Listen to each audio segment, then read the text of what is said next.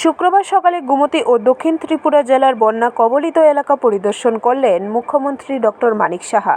এদিন সকালে বন্যা কবলিত এলাকাগুলি পরিদর্শনের জন্য গোমতী জেলা এবং দক্ষিণ ত্রিপুরার উদ্দেশ্যে এমবিবি বিমানবন্দরে একটি MI-17 হেলিকপ্টারে চড়েন মুখ্যমন্ত্রী ডক্টর মানিক সাহা।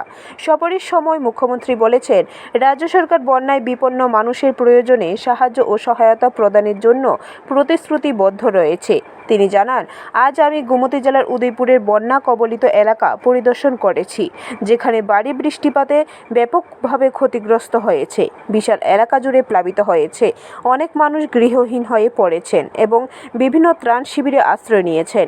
এদিন মুখ্যমন্ত্রী ডক্টর সাহা উদয়পুরের খিলপাড়া উচ্চ মাধ্যমিক বিদ্যালয় ও খিলপাড়া মার্কেটে শেডের অস্থায়ী ত্রাণ শিবির পরিদর্শন করেন। সেই সঙ্গে ত্রাণ শিবিরগুলিতে থাকা মানুষকে সাহায্য যোগান তিনি। পাশাপাশি শিবিরগুলির সার্বিক ব্যবস্থাপনা খতিয়ে দেখেন।